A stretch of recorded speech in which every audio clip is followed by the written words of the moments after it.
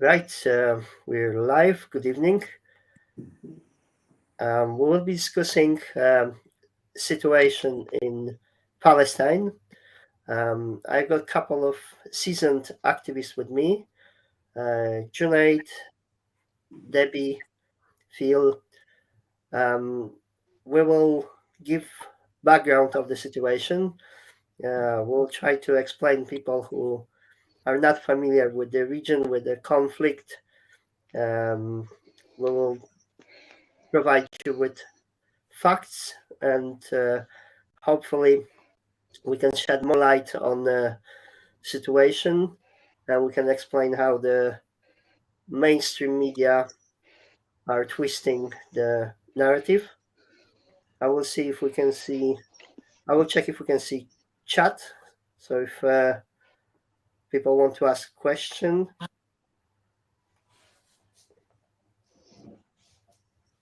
yep. If there will be comments, I will show them on screen.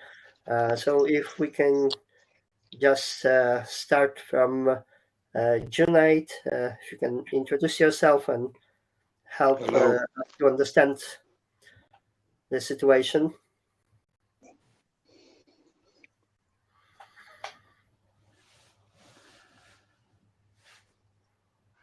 Hello. Lost you Hello. for a bit there. Hi, Junaid. If you can Hello. introduce Hello, Rad. and tell us. Hello, everybody. My name's.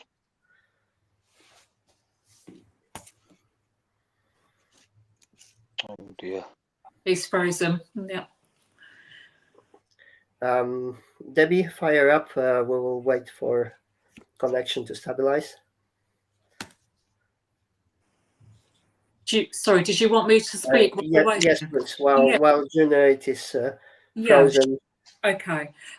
So hello everybody. My name's Debbie Hicks. I've done quite a few of these with you, Rad, before on anti-lockdown, cash campaigning, and I've been how can I call it, a Palestinian rights activist for about 15 years. Well before the lockdown, it was an issue that I've campaigned for. I used to campaign in Gloucestershire about arms to Israel. And where do I start with talking about this topic in terms of what's been going on? In World War One, the British took control of what was called Palestine. It is still Palestine to me. And what happened was before that there was something called the Balfour Declaration, as I think you mentioned. I don't know if I'm still in the show. I don't know.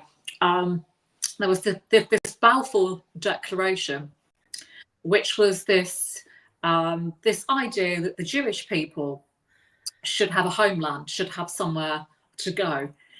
And I think that was 1918, the Balfour Declaration. And I think it was actually after World War II, in 1948, that the British actually, who were under control with Palestine, decided that what they would do was that they would carve up areas of Palestine so that the Jewish people could live in some parts, and the people that still lived in Palestine, and that was not just Muslims, it was Christians, people from different other people, would live in those other parts. And at that point, I haven't got a map in front of me. It was quite a small area that they said, that the Jewish people should have. However, there were other areas that the British said that the Jewish people should move into to create Israel, that the Palestinian people didn't agree with, because it was their land, it was their homeland where they'd lived for a long time. And what happened is the other countries got involved. There was conflict. There was a war, and it was what's called the Nakba, the catastrophe. And hundreds of thousands, I think it was something like about 800,000 Palestinians ended up being displaced and having to move as refugees from Palestine. So when people say, no, it didn't start in October this year, it started in 1948, that is what they're talking about. That's really when this conflict kicked off. And the reason activists like myself and other people who have campaigned for this feel so strongly, I don't know if I'm still in the show. Yes. I'm sorry, I can't see what's going on the screen. Is because what happened is it went too far. You see, obviously the sort of the incursions into Palestinian territories, into Palestinian land. To me, it's no different if we can sort of see it in the way of. I've got this house here that I live in that I bought 3 months ago, Rad. I've been living here for 3 months. I bought it lawfully. It's my house. I've got the paperwork for it. If somebody knocked on my door this evening and said, you know, we're going to take this house. You need to move. You need to take your children and move. But I've got the paperwork that says this is my house. I would be very, very angry and upset if they then use force to say I had to leave my house. And that's exactly what's been happening since the Nakba, since 1948, is that the Israelis have moved into these Palestinian territories, which was a Palestinian homeland for a long, long time, taking homes, taking property, taking land, and what comes with that, with the business and the economy and the culture that goes with that has been taken for decades and decades, for 75 years. And there's been this long process of what many would say is a genocide. I mean, that is a genocide when you're taking people's land and their property and their business.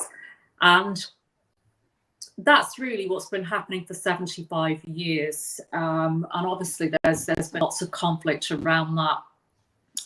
War, other countries have been involved, but I suppose for me that's just a really kind of shortened way of describing what's been happening. I feel, and I think maybe Junaid, and I don't know if Junaid is back, and Phil should perhaps add on further to this. I feel the problem with talking about this when people haven't heard anything about it before, or they've just heard about this conflict between Israel and Palestine, this whole idea that there's two sides, or can't get involved with talking about that. The problem, I think, is that for 75 years, when people hear about this so-called conflict with Palestine and Israel, is that they think it's Muslims versus Jewish people, or they think it's about religion. And I think going back to something Junaid said at the start before we went live, I think the problem is we have to look.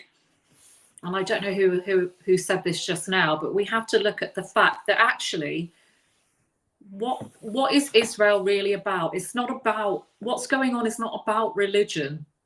What's going on is about human rights abuses, and we have to keep focusing on that, because you have to just look at what's happening. You've got human rights abuses, genocide, taking people's homes, occupying a country, taking their business, taking the lands, detaining people unlawfully. And, thousands and thousands of Palestinian children are detained in Israeli prisons just for throwing stones at trucks. People are unlawfully detained and held in Israeli prisons. People can't move around without going through checkpoints.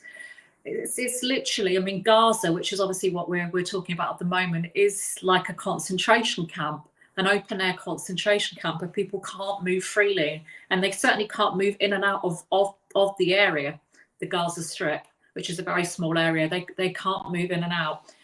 And I think the problem is, Rad, and I think this is where other people maybe can say something, I think people get very emotional when they're talking about different sides, because it's, they're looking at Jewish people, they're looking at Muslim people, rather than actually looking at the human rights abuses, which is what I think this all needs to come down to, what we discuss.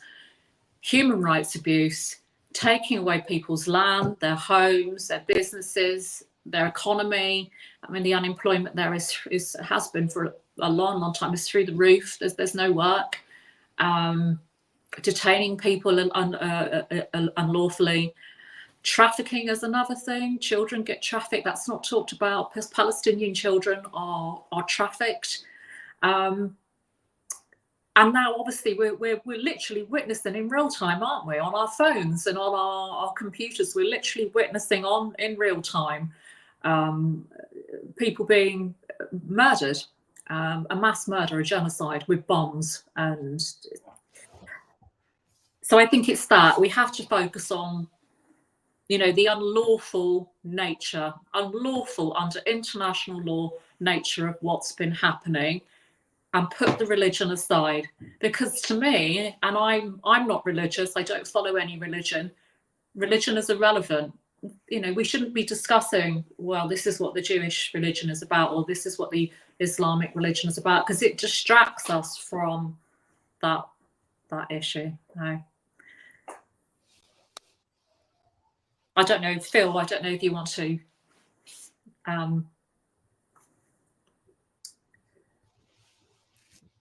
interject. Yeah, sorry, because I don't think Junaid's come back, has he? I don't know. Is he not on? Is he not with us? I don't know, but well, I kind of agree with Debbie in that I feel very drawn to wanting to talk about the human rights side of it, rather than to go too much into the complexity of the history right now. I'm sure there are people who can talk with more expertise about that. It is a complex thing, the whole history of this, although, as Debbie said, it was basically, an imperialist government deciding that they're going to give somebody's land away, and what gives them the right to do that. I mean, we could get into the whole complexities of talking about imperialism. But what I feel is, just to expand on what Debbie's saying there, is that if we're going to make any real progress with this nightmare, then it has to be through humanitarian efforts, right? Because, for instance, if you just look at the incident that sparked this whole chapter that's now unfolding in Gaza, it's controversial now. I mean, in terms of, to say it's controversial, there's lots of arguments about what happened and Israel's narrative about what happened on the 7th, or exactly what happened. Initially it was said that 1,400 civilians were killed, Israeli civilians mainly. We now know that that number's gone down to 1,200, and that within that 1,200 there were a lot of Israeli combatants, the IDF killed. So it wasn't all civilians, and there has been a lot of debunking of the official Israeli government narrative in the Israeli press. For instance, a lot of the casualties seem to have been killed in a way that suggests high-tech weaponry was used, like people basically roasted in their vehicles, or but killed with in ways that you wouldn't say that was weapons that Hamas possessed. Then there's the whole factor of how did such a successful attack take place without any intelligence warning about it in advance, and why was there so little opposition to it when it happened? So there's there's all sorts of discussions and arguments about that. And then, of course, the actual, no one's arguing that obviously Israeli civilians were killed. And that's, from a humanitarian point of view, you have to say that, Israeli lives and Palestinian lives are equally valuable. Yeah. And that's really the starting point that you have to have if you're going to make any headway in this argument, because I don't know if it's Gandhi that said it or not, but the idea of an eye for an eye is a terrible way to blind the world, right? And if you look at the Israeli perspective on what happened on October 7th, the whole justification for the horror, what we would call genocide, that's been unfolding since, is their sense of shock, outrage, and sense of injustice at what happened to those civilians, right? Now, if that's the starting point from that, you could say that's a humanitarian reaction and that what happened there was wrong. But how do you right a wrong by launching into something that is incalculably worse? I mean, even if you could say that an eye for an eye was justified, which in my view, it's not, that quota was reached a long, long time ago, right? And even now we've had a 6-day, 7-day, whatever it was, pause in this madness, and without there being any change in the approach from the Western leaders to try and stop it. They've all continued to give the green light to it, completely devoid of any humanitarian outlook. So it's just that's the problem. It's not being seen, it's not being looked at on a humanitarian basis at all. No. Sorry, Phil, I completely agree with you. And I think, Rad asked at the beginning to try and keep this as factual as possible, and in terms of what's going on. And I think actually this is the crucial point, isn't it? Is whatever you think about this issue, if you wanted to say you take a side, whatever, what I ask people in this country to ask themselves, what does this tell you about our political system, not just in this country, the so-called international political system, as they like to call it, the so-called international community, that, you had a long list of countries that voted for this to stop with the UN security vote, and what were the countries that didn't vote for that? We didn't vote for it. The United States didn't vote for it. What does that tell you about what's going on politically in the world? I think it's doesn't matter what you think of Israel or Palestine. What does that tell you when you've got all those countries voting in that way, apart from our Prime Minister, apart from Joe Biden? And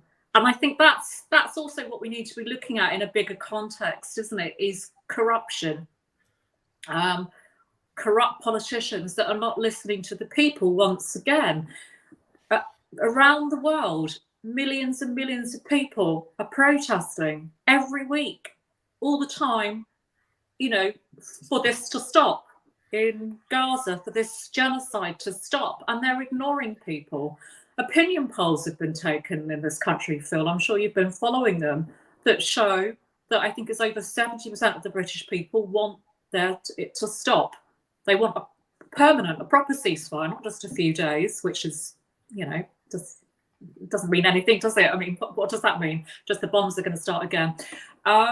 So the people are speaking very loudly and very clearly, just as we did during lockdown. Those of you that were with the anti-lockdown movement that are listening.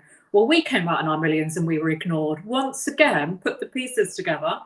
The politicians, and let's be honest, this isn't just the politicians, isn't it? The people behind them, the bankers, the money people that are behind this horror of bombing children.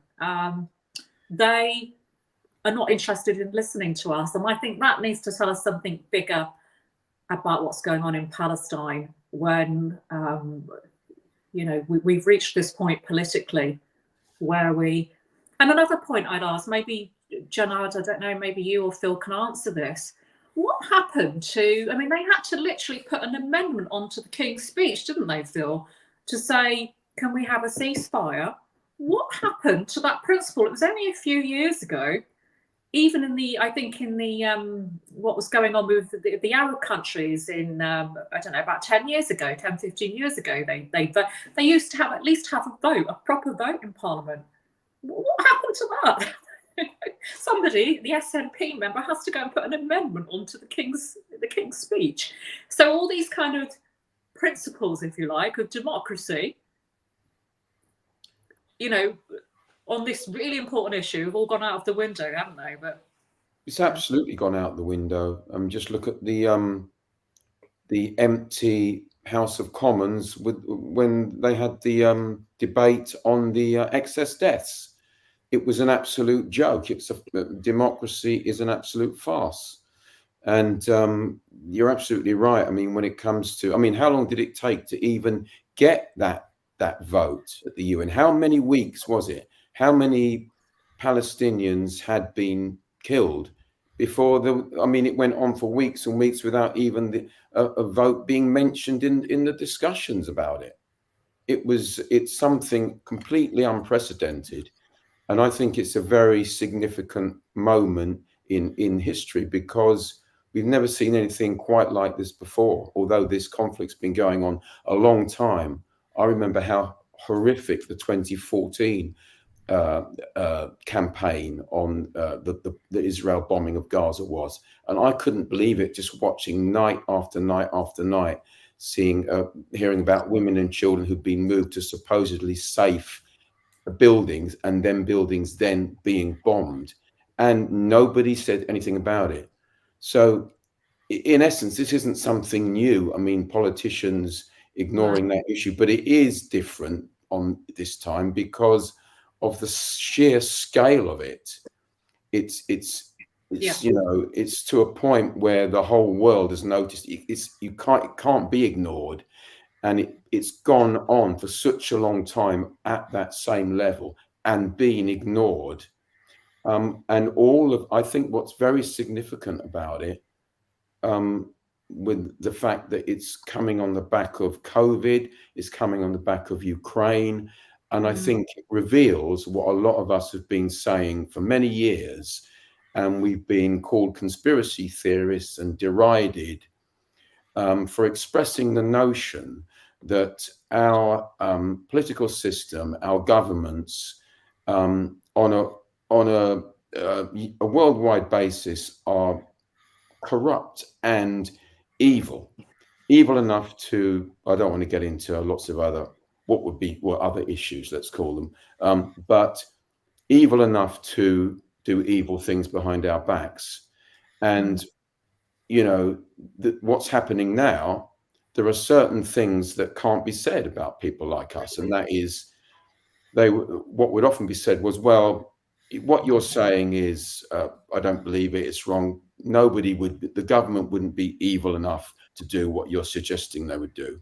Well, now we can say with absolute proof that the entire Western political system, all the leaders are singing from the same hymn sheet, and they're all provably exactly that evil because they're all supporting this ghastly genocide, and they're all quite happy to see children blown to bits day after day, and for hospitals to be bombed, for water, food, and electricity to be withheld. So nobody can now say that our leaders are not that evil because we have absolute proof that they are. Exactly. Yeah. Exactly. We got Junaid joined. Junaid joined. If you can just quickly introduce yourself and tell us about your point of view. Yeah, so my name is Junaid. I've been in this activism for now like since the start of COVID. And it's the same devils, different levels, as I've said before. And that's what people fail to understand. And it's not separate fights, this fight, and that's not our fight, and that's their fight, or that's their fight. We're fighting the same devils. Israel has been doing this, as Phil has mentioned, as David's mentioned. They've been doing this since 1948 and even before. Especially by the British to hand over somebody else's country, the Balfour Declaration. And they came in as refugees, and the Palestinians welcomed them with open arms and gave them shelter, gave them refuge. And look what happened. Look what they did. And this has been going on for 75 years. And like Phil said, in 2014, I think that was when the little kids playing football on the beach were bombed. And it happens every few years. They go in heavy. They blame Hamas for everything. They fire the rocket, and then they blame Hamas to enter Gaza, to enter, and accuse anybody of anything, kids even, and pick them up in the middle of the night, take them to prison, jail, and that's it. No trial, nothing. No democracy. Allegedly, the only democracy in the Middle East, but there's no democracy. They're locked up for years on end without even trial. It's apartheid. It's one set of laws for Israelis, one set of laws for Palestinians, and you can research that. It's not hidden. It's not secret knowledge. It's well known. So isn't that apartheid? And we stopped apartheid in South Africa. Why can't we do it now? Is it because these guys are Muslims? Is it because? And that makes perfect sense to me, because for 20 odd years since 9/11, they've been hating and making Muslims out to be villains and this and that, and Islam is evil, Muslims are evil, the Quran is evil, and they've conditioned everybody to think in a certain way about Muslims and Islam. So now, when this is happening over there, there are Muslims being attacked. There's Christians being attacked as well, by the way, and I'll come to that. But what's happening is because they're Muslims, then the governments can say, oh, they're terrorists, because they've been 20 years of conditioning Islam, Muslims, terrorists, So this is why they're getting away with it, because people are not standing up. No, this is bullshit. Hamas, 5,000 rockets, 7,000 rockets. Now we all know that was a lie. Hamas never did that. Hamas never did that. Israeli helicopters and tanks fired on their own concert goers and then blamed Hamas for it. Hamas had never raped any women. It's proven. This never, ever was burnt babies or 40 beheaded babies. Never. It's been proven. But they still got away with it, and they're still pushing that lie. And as soon as you go onto any media platform, on their media platforms, the first thing, do you condemn Hamas? Do you condemn Hamas? So it's again conditioning, making Hamas terrorists, even though they're not. They're freedom fighters, and making Hamas a terrorist group. So we condemn Hamas. So so there is justification for you guys to do this. There's no justification. There's no justification for illegal European occupiers. They need to get the hell out of there now, because in the end, what will happen is the people will rise. The people of the world will rise. Forget the governments. If you look at Europe now, Europe is collapsing. America, Britain, financial collapse is imminent. And they're taking all this money out and giving it to Israel and Ukraine. It's all money laundering. We're all being played. Everybody's being played like bloody, like yo-yo, spinning us up and down. People need to wake the hell up.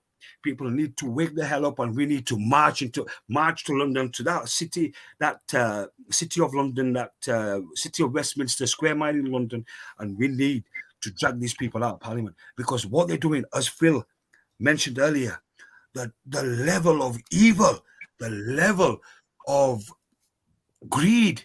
This is completely unacceptable now. Look at what's happening to the country. We're in a cost of living crisis, and they're making billions, and they're doing backhand deals, and they've got COVID deals and vaccine deals, and they've got this deal, and they've got weapons deals now with the Israelis. and everybody's being played. We need to rise up. We need to rise up. That's it. And these Palestinians are showing us the way. You know, when I first came across this, and I was heartbroken, I was devastated. I wasn't sleeping. I wasn't eating. It was on my mind. And you know what? Those guys, yeah, I saw some videos and young kids, little girls and boys, and they're talking, and the little lions, they're lions. They will never, never give up their land. Their land that's trying to be stolen from them inch by inch by inch. The help of America and Britain and France and Europe and NATO and UN. UN is a load of bullshit as well. They don't do anything. The UN, where's the UN stepping in now? Where's the UN peacekeeping force? If they were real, if they were who they said they were, then why aren't they there? Why aren't they there? This is genocide. Everybody's saying it's genocide. 95% of the world are supporting Israel. It's only the governments, and these governments all need to be taken into account. We need strong voices out there on media, and not being scared. Hamas is not doing anything. Hamas, you saw how the hostages were handed back. And then they're saying Hamas raped women. So hold on, they took all these hostages and all these women are coming back and saying, oh, they treated us with respect. But you said they came in the middle of the night, in that 6 hours, they came in, caused all that damage, fired 6,000 rockets and raped 40 women. Come on, people. Yeah. This is not rocket science. This is not rocket science. I mean, I completely agree with what you're saying, Junaid, and I think, you know, a lot of people are scared to talk about Hamas in these kind of debates online, in conversations. And I was at a rally in a demonstration last weekend, and one of the ladies organised it says, don't mention Hamas. But I think we have to talk about it, because you're absolutely right. And those of us in the anti-lockdown movement should know, what did they call us? They called us terrorists. I know, I'm sure you're the same, those of you, Phil and Junaid, that I was probably on a so-called terrorist watch list. I'm not a terrorist, for God's sake. I am a freedom fighter, just as those people are in Palestine. And what I say to you, and I really feel this strongly, remember that feeling? This is the only way I can compare it. Do you remember that feeling early in the lockdown? And we knew the vaccines were coming. And we knew that they were something really to be worried about. We knew, and we've been proven right on that, of course. But do you remember that feeling like they could knock on your door any minute? If you've got kids, those of you that are listening, doesn't matter if you haven't got kids, if you've got relatives that have got kids, whatever, you'll get this. That feeling that they could knock on the door with the full force of the police or wherever it is they've got, and take your kids and force vaccinate them and vaccinate you. Do you remember that feeling? Now, what response came from that was this response that we felt as people. We had to rise up. We had no choice. We had to come out on the streets. We had to protest. We had to do things in our town. We had to leaflet. We do whatever we could. We were desperate to fight for our rights. Now, to me, that just gives you a small kind of a glimpse into what it must be like for the Palestinian people. Now imagine what it's like for them. 75 years of people coming into your houses with the IGF and at the door, forcing you out with force and aggression and violence, and saying you can't live here, people are moving in, bulldozing your homes or moving people into your homes, forcing you out, threatening your children to put them into prison, threatening you with violence, threatening to kill you. And that people do just get killed, as we know in that way. And you imagine 75 years of that. Of course you're going to get a response in the form of Hamas or freedom fighters. Of course, what do you expect? It's a human response to survive. Can't we understand that in the freedom movement? Put the propaganda aside about Hamas and question why. Of course there's a resistance movement. Of course there is. They have to resist. And under international law, and this is really the important point we have to talk about, under international law, Palestine, not Israel. Israel is the occupier under law. Let's be very, very clear. Palestine, Palestinian people have the right to defend themselves from the occupier. So let's put that into context when we're talking about Hamas or when we're talking about people resisting. It's not a war. It's not two sides. It is David and Goliath and people resisting. But so I completely agree with you and what you're saying, Junaid. Yeah. sorry, Phil, if I could just quickly, sorry, Rad. Sure. You know, like this country. Let's talk about England. Yeah, Ukraine war. Putin, another body, invaded Ukraine, and then we had to go to war apparently. And okay, so you know, if people fell for that, they fell for that. Okay, so now we've got these Ukrainian refugees coming to England, and we've given them shelter, and there's people who's even given them their own homes.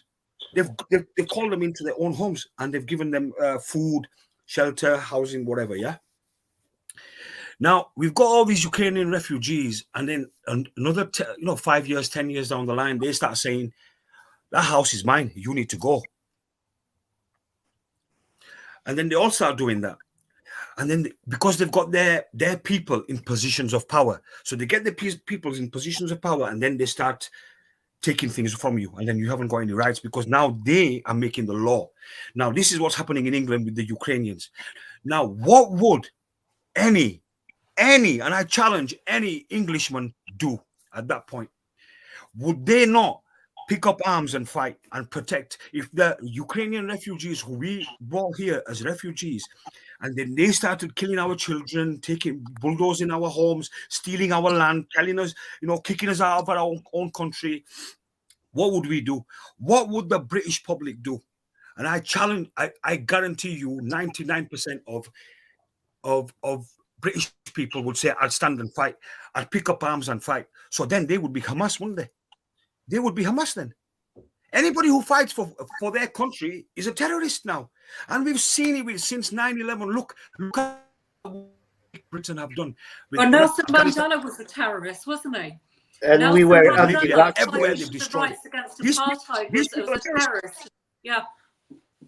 We were also called anti-vaxxers, conspiracy theorists. So it seems that anybody who opposed the official narrative is now enemy and will be vilified in mainstream media propaganda. That's why in this live we can discuss the facts and how we're being manipulated. If I say, Rad, I mean, it's, I know you said not to be, it's hard to avoid the emotion with this, because of course it's emotive when we're talking about children and mothers, and not that fathers or everybody, but, of course it's emotional. But also when you've got Netanyahu turning around and saying that babies and small children are terrorists, it's like, for goodness sake, I think that puts it into context, doesn't it, of how ridiculously evil this propaganda is when you're calling babies terrorists.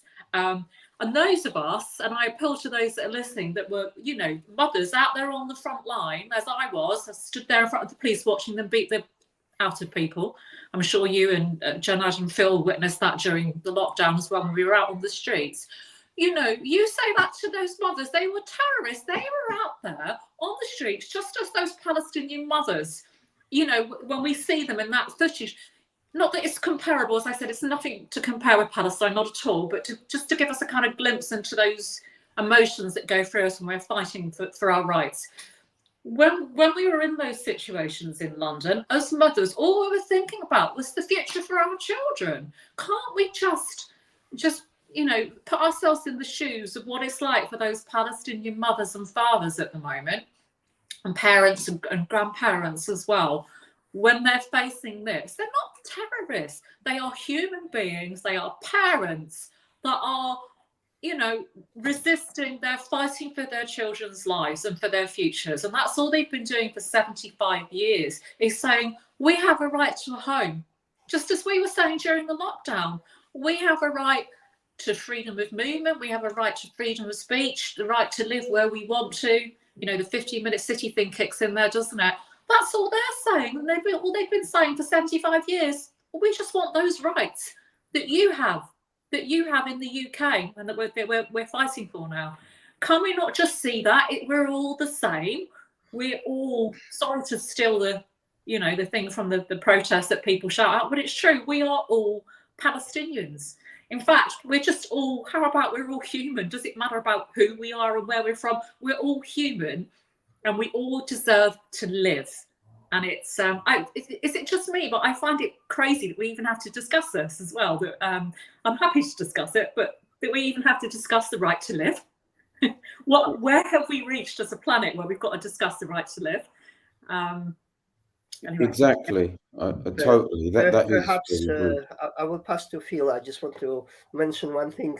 The problem we are facing is what Phil started with, is that we cannot trust our governments, and also position of media. They become institution of propaganda. They're not reporting the truth. They're obscuring the view. And just think about a fact that other side of equation is being censored. It was same with every conflict. So just look, position of war at Ukraine. The Russian Russian television was banned from UK. Why can't we see other sides of narration? Same happened with lockdowns. We couldn't get the other side. We couldn't get any civilized debate discussion where we were just giving one side narrative, and it's exactly the same. And why I was stipulating this, that we should be very factual, is because the media are the biggest monster at the minute. They are manipulating this. They are calling people names. This is basic trick in the propaganda book, is to dehumanize opponent, is to call their names. So that's why you will have all these buzzwords thrown around, like anti-Semitism, conspiracy theorists, anti-vaxxers, Russian spies. It's always emotional load. It's always attempt to ridicule another person, but there is never attempt to discuss. And like with both conflicts, there was no attempt whatsoever to negotiate. I would do this as a first thing if I would be politician, and we all agree that we are every parent wouldn't like to see war and conflict and anything threatening their child. No sane person wants war. No sane person wants bloodshed. So this is a problem that we've got. And even now, when we're speaking, I'm streaming to 3 channels, including YouTube, and we got only 3 people watching. That's the level of suppression, the level of censorship. The tech platform, they are censoring any views. Literally, they're using AI technology just to police their thoughts, to ban words that they don't like. And obviously, we can't get this message or discussion allowed in mainstream media. That's why I'm very happy that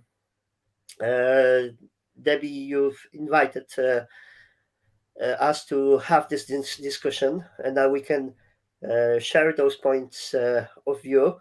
And let's say one thing. Let's say again this buzzword. So there is no argument. The whole discussion is being dismissed by throwing them. So let's say anti-Semitism. I happen to be Polish, and I live on my hometown is exactly at the triple border of Poland, Belarus, and Ukraine. The 3 countries, they got shared border. And my hometown is known as City of 3 Cultures, because we used to have 3 cultures living and sharing town together. That was Orthodox, Catholics, and we had Jews. So we were living peacefully since dawn of times. And for me to use this word like that, let's say we're anti-Semites because we are taking stance on this conflict, and this is manipulation. What is not being explained is position of called Zionism, which is political movement, political ideology, and it got nothing to do. So in that sense, Jews, they're being victimized here, while both sides suffer. It's a different side that manipulates the conflict, and we are being sold this narrative, and we are being dismissed. Like you can see, it was mentioned as well, like mainstream media, and I would mention especially Piers Morgan interviews, where he's kind of trying kind of trying to be journalist and asking the question, but he's taking one side narrative. Always start, can you condemn Hamas? I mean, will you condemn Hamas? Like if that would be a statement of truth. So same if you will take a bit of a history. We had a occupation of Poland by Germany, and we had famous or infamous Warsaw Uprising. So I'm sure that German would call Polish resistance terrorists. So we had a similar situation when during Warsaw Uprising, about 15,000 military personnel was killed, and over 200,000 civilian was killed, and 700,000 people was misplaced, and the whole capital city of Poland was grounded, literally. When you will travel to Poland now, you will see buildings that look like they're old, but they were rebuilt from scratch. The town was completely obliterated. And the same, it's like history is written by the winners, and what we see now is history is being manipulated, or the news is being manipulated by those people who own the platforms.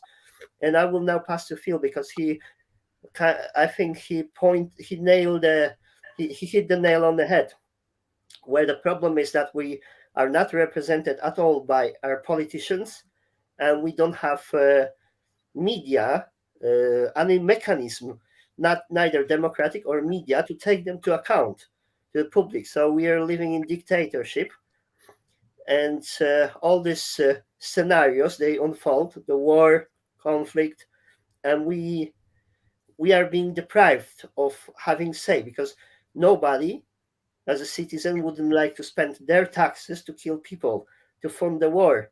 I wouldn't like to see politician who is not trying to resolve the conflict, and it's just escalate.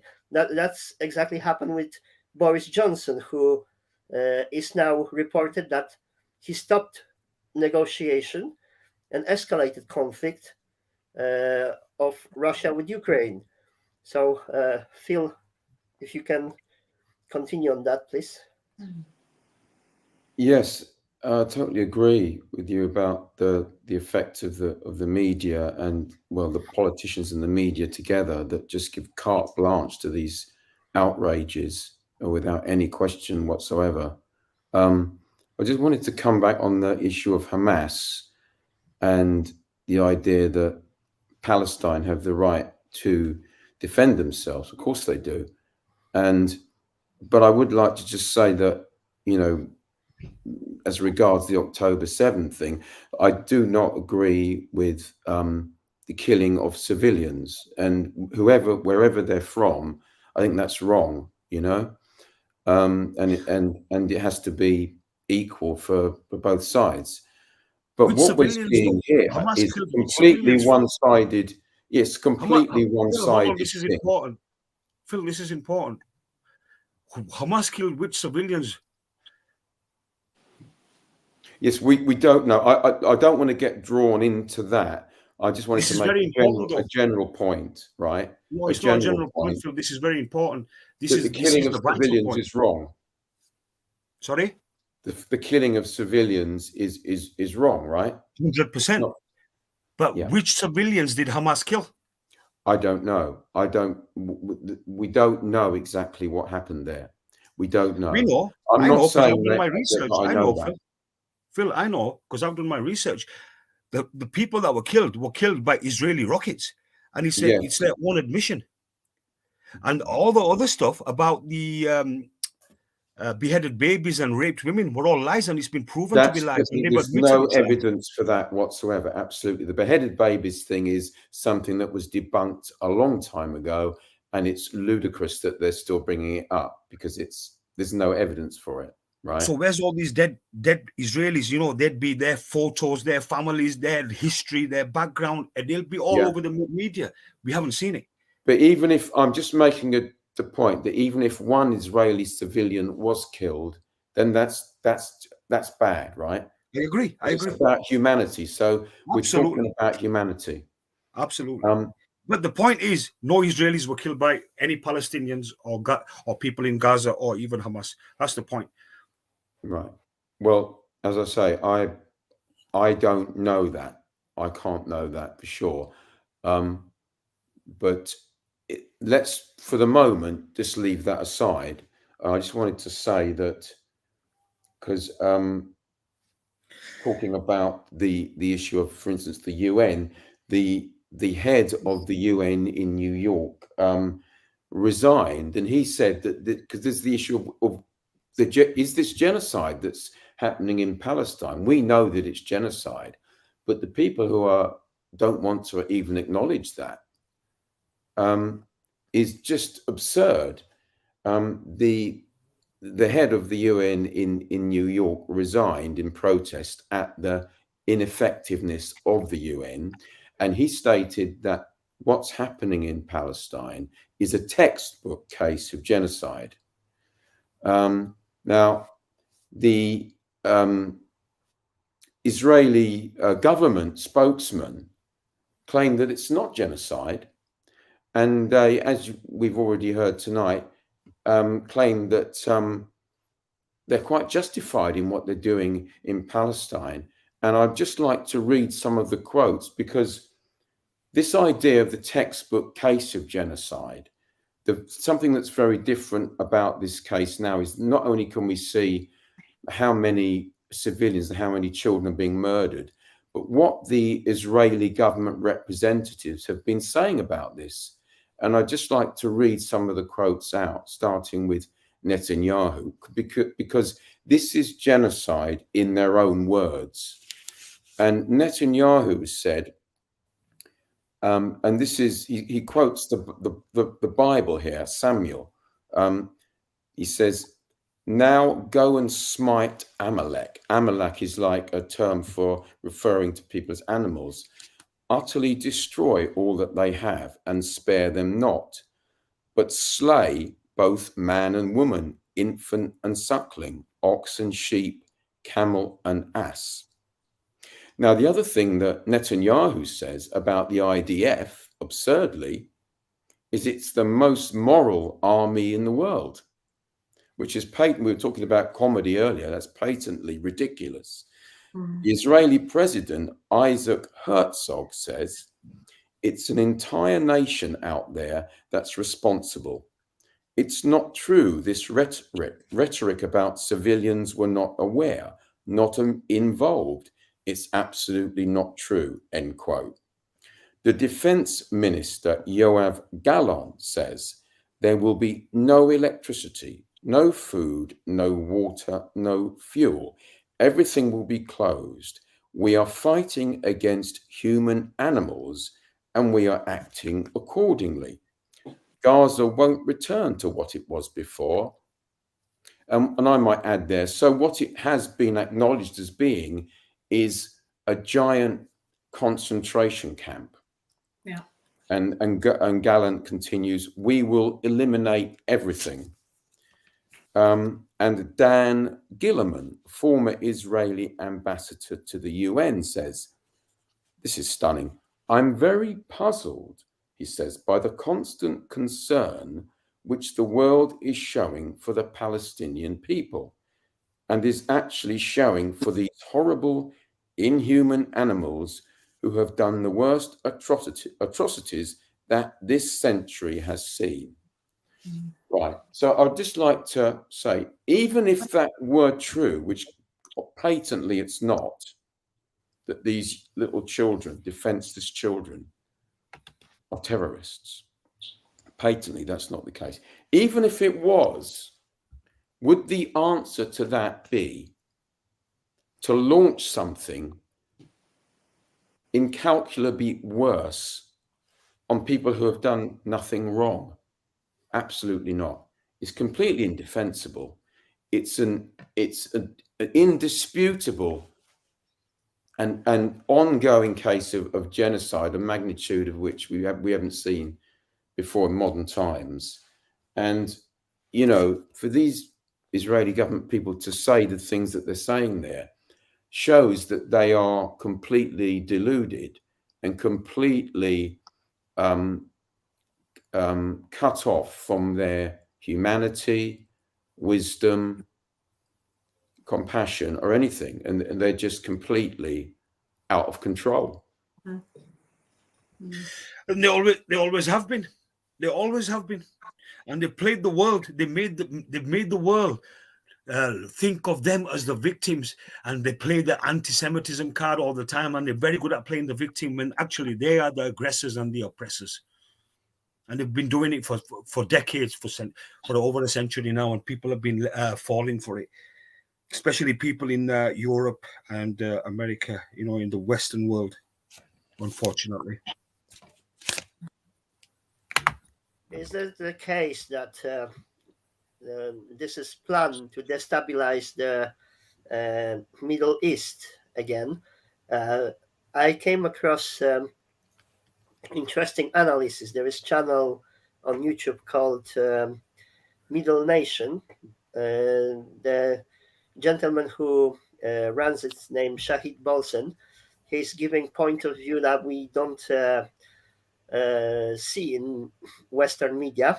He is giving this from a point of view of a Muslim living in that region, and he is very good at analyzing geopolitics. So, with the conflict with Ukraine, I was thinking initially that this is another proxy war initiated by NATO. It seems that you can't have military business without a war, so they are constantly seeking for conflict to run. They need to keep the dialectics going, and we saw this how those conflicts lasted for roughly 20 years. So we saw Vietnam, we saw Afghanistan. We've seen that escalation. Same, we've seen accusation of Iraq having weapon of mass destruction was completely fabricated, and resulted in 20 years worth of war. So for those people, it's literally keeping the conflict going. And I was thinking that this is another of those wars. But then I listened to analysis by Shahid Bolsen, and he said that this is war against Europe. Because I was thinking this is proxy war of NATO against Russia, because they couldn't have open conflict with Russia. But no, it is war to destabilize the region of Europe. Destruction of Nord Stream pipeline was aimed directly at Germany, which are economical hub of European Union. And basically what he suggested is that we are now not dealing with countries as players. It's not the individual countries. The countries and the organization, they're being now manipulated and used like pawns in the chess game. So when we're thinking even of USA or NATO, they are being used. So everybody is being played in that game. That's what Junaid said. Everybody is being tricked. We don't see who is really pulling the string, but what he refers to real culprits are owners and controllers of global financial capital, who are basically benefiting from those wars, from those policies, and for them chaos is benefiting, because when they destabilize region, they can then enter, there are plans now of BlackRock to rebuild Ukraine after war. So hold on a second. So you're planning first to destroy the country and then to rebuild it instead of negotiating. But they're not even pretending what is going. I mean, they're not even trying to hide their motives. But what is being happened, what the main change is that we're thinking about countries and individual politics as representatives of a particular country. But all those policies, they are dictated from people who are pulling the strings. So even when we're thinking of organization like NATO, and when we're thinking about United States, even them, they're being used as pawn in the game to instigate certain dialectic, certain conflict, and everybody is suffering. So it's literally what he suggested, Shahid Bolsen, I will finish on that, is that the same people who came with idea of colonizing the world of rape and pillage, of conquering other countries, grabbing their resources.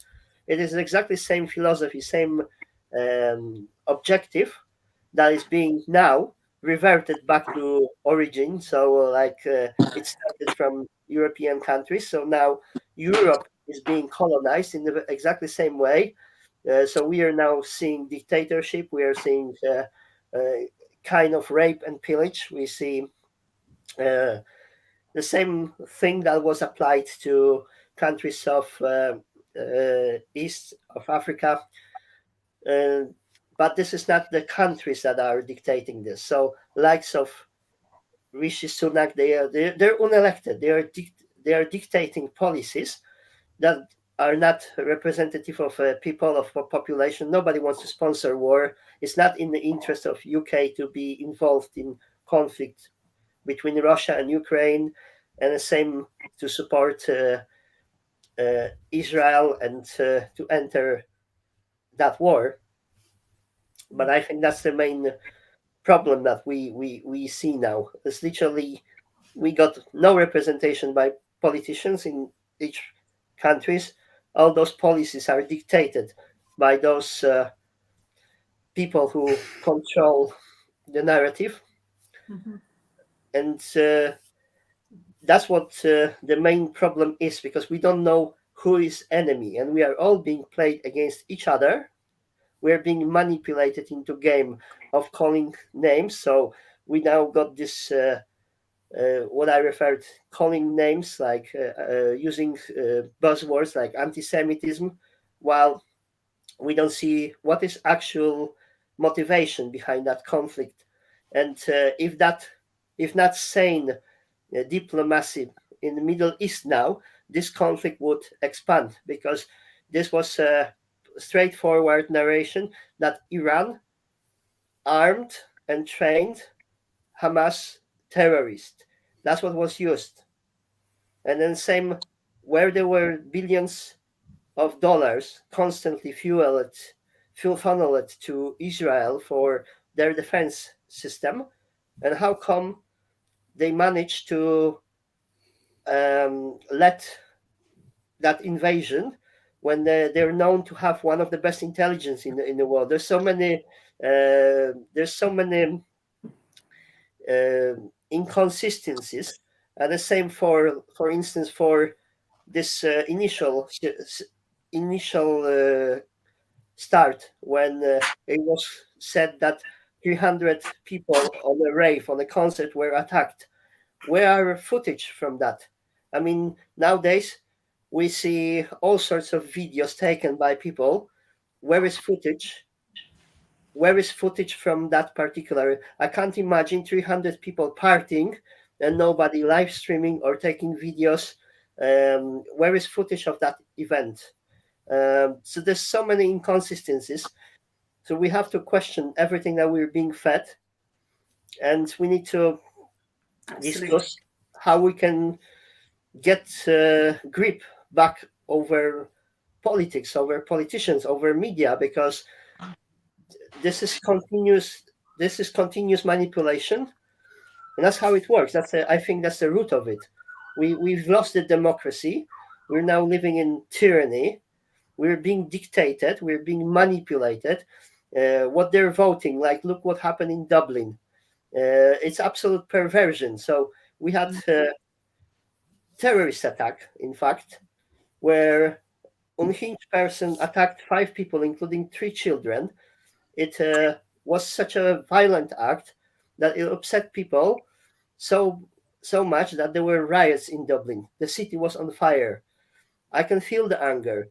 And then you can see Irish government calling those people far right, calling racist card, where in fact the perpetrator was of Algerian origin, was one of those people who were imported by the government, wasn't working for 20 years. He was on a government benefit scheme, didn't contribute to society, and actually did what people were afraid of, when discussing the problem with immigration, uncontrolled immigration, I would say. You see, I don't buy that, Rad. I don't buy that. That's the story the media have given us. This was all planned. This wasn't some random terrorist attack. This was planned. Dublin supported Ireland, supported the Republic of Ireland, supported Palestine. So straight away, false flag attack will teach them a lesson. This is how these Zionists operate.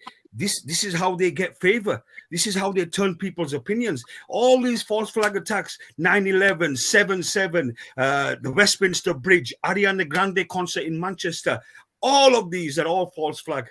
They're all false flag. That doesn't mean nobody died. That doesn't mean nobody died. That means the perpetrators are not the ones who you think they are, because the media told you that. We know the media lies, so why do you buy into this? Don't buy into any of this. Go do your own research. There's always agendas. Now that this Palestine issue, and there's a lot of support for Palestine from non-Muslims all across the world, it's prime time for them now to carry out a false flag attack in the name of Islamic terrorism. This is how they operate. This is how they always operate. Listen, these hijackers at 9/11, so-called 19 Arab hijackers, but yet they invaded Afghanistan and stuff. People actually know and reported about the 5 dancing Israelis who now there's evidence that they rigged them Twin Towers, and that was a control. That was obvious, and there was no planes involved. You should bear this in mind. There was no planes involved, but they made the whole world think that 2 planes went into these buildings and 3 buildings fell down. Remember the Solomon building, building 7 as well, which the BBC reported 20 minutes before he actually fell. And then there was no Muslim attacks afterwards. So the whole jihadi war finished after they bombed 2 buildings. It makes no sense as well. If there would be ongoing conflict and playing the people against religion, it's a basic card. Everything is turned on its head. Absolutely. Same My point is, there is close to 2 billion Muslim people. My point is, Rad, sorry, just one more thing. My point is, guys, is that everything that we are told, even on social media, you got to be very careful, because there's a lot of shit, bullshit out there as well. But mainstream media, 100%, there's an agenda. They spend billions on NLP. NLP is neuro-linguistic programming, and they know how to use images, colors, sounds, and words, and how to manipulate people. They're experts at it, and that's how they can create these groups. There's groups everywhere who can follow this agenda or that. They know how to play into people's emotions, what words to say. Actually, that was my point. Junaid, when I mentioned Dublin, because I wanted to conclude with what was the outcome of situation. So outcome of situation is more censorship, outlawing of the protest. They literally sent armed troops. They installed, hold on to your chair, they installed like watchtowers. It's literally like in prison in Dublin. And like Gaza. Yeah, so in Dublin, where we were talking about, we're not talking about exotic place, which we don't know in this regard, yeah, because we kind of think about this as a third world countries, as something distant to us, so we have no conception.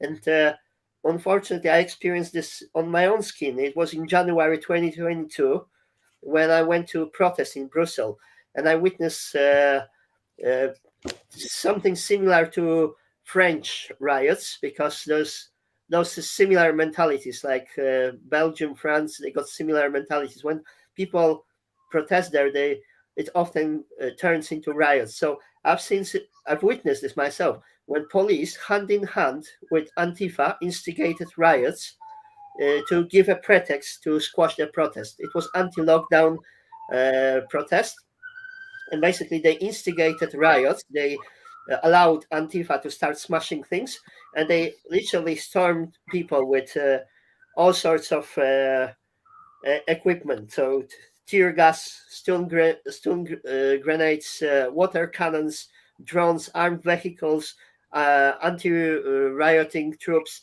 horses. Literally on the same day, I experienced all that, including being tear gassed. Yeah, so literally everything except of rubber bullets and live ammunition. And I got tests taste of how it works.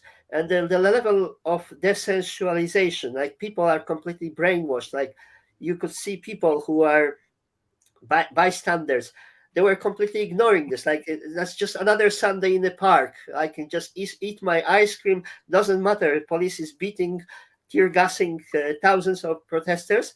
Nothing is happening. I just turn my head. So just imagine the level of conditioning that it takes to be desensualized, to see something like this and just treat this as normal thing. Yeah, absolutely. That is absolutely mind-boggling. It's mind-boggling for me to hear people discussing the Gaza thing. And, you know, you'll hear a discussion about the idea that, well, are they justified or not because of the October 7th thing? Is it okay to blow lots of children up? Is that all right? Is it okay to bomb? Could it possibly be okay to bomb hospitals? I mean, what point have we reached at as a species where we can, as you say, even have such a discussion about such things? I mean, it's really incredible. But one good thing about it is that we are now getting to the point where huge numbers of people, and you talk about 9/11, 7/7, and all these other events, so many false flag events. I totally agree with you. There's loads of them. It's kind of standard. You know, yes, you can see that, and now we've got, of course, the New Zealand vaccine whistleblower, which is a huge bit of evidence of conspiracy and evil, and these things are happening, and you can see that with all the Western governments aligned on this genocide issue, nearly all of them have been for a long time, that level of evil that could plan a false flag event like 9/11 or 7/7 is absolutely out there as a rock solid reality. They can do that to their own people. Yeah. Can you imagine absolutely. what they're doing? What they're doing overseas to people, and you know how much they're raping, pillaging. And look, you know, in this country, we're a multicultural country. You know, I don't differentiate between, I'm a Muslim, I'm an Asian Muslim. You know, I've been stood shoulder to shoulder with white people, English people, non-Muslim people all throughout since 2019, 2020, when we've been fighting against all these different agendas that they're bringing in. But going back to what you were saying about politicians, we need to change the politics. No, politicians changing is not going to work, because they just move one puppy out and they bring another puppy in. Yeah, we need the system to change. We need this whole system, this corrupt, evil, disgusting system to change, and that's why we need to be in our millions. The money system. Marching down to, the whole thing that we're talking about, and which we've touched on, which is, you're both absolutely right, and Raj, you said it, and I've been saying this on social media for ages, and now with the Palestine issue, divide and rule and conquer. Age-old way that they've done it for forever. That's how they've controlled the world. They've taken over empires and countries. How they've done all this. How the British have done this. The Americans and the British is not really any different. It's all part of the same thing. But what we need to remember, as Rad said, is who is behind all these people, because they are just talking heads. They're figureheads. They're not the real people that are doing it. It is the banking world. It's the money world, and how the money system is run that's part of the problem. So we can, as you said, Junaid, and I've had this discussion with you before, Rad, and loads of people, about how do we change our political system in this country? How do we change it in Europe or any country to rid ourselves of corruption, get the right people in there? We've all been tinkering with that the last few years. What Jonathan Tilt does, and with the Freedom Alliance, all those things have been attempting to get right people in there. But at the back of all that, and which is why I'm always reluctant to run for office as well, and I've been with all that before with the Labour Party. I used to be a Labour activist a long time ago, is no matter who you put in there and how well-meaning they are, and how genuine the system is corrupt, and it's not going to change it. And the reason the political system is corrupt is because it's controlled by big money, and it's controlled by banks. What most people don't realise, and I think I said this before, Rad, is that all local councils now are officially businesses. They are what's called self-sustaining councils, and that means that they have to run as a business. So we don't even have a local democracy anymore. They are just figureheads. So we're going to change this, and we're ultimately going to change what's happening in Palestine, whether it's Ukraine or Palestine or the Congo, where there's another genocide going on, and all these awful occupations and genocide that are being engineered by the banks, by the corporations, you know, the BlackRocks and all these people that are networking all together. Is we have to change the money system, and we need to get away. We have to have a money system that's made by the people. Money that's created by the value that people create in society, rather than a fiat money system where money is created out of thin air and out of debt and works on debt. We have to, and we also, and this is probably going to be unpopular with sort of the more libertarian type people, but we also have to have much more regulation. We have to return to much more banking regulation, financial regulation, because if you look at the banking system and the economic system, over the last 40 years, it's been deregulated. So these people can do what the hell they want, which is why all the cash points are closing down, why all the banks are closing down, why we've got no rights to have, you know, different, you know, ways of doing money.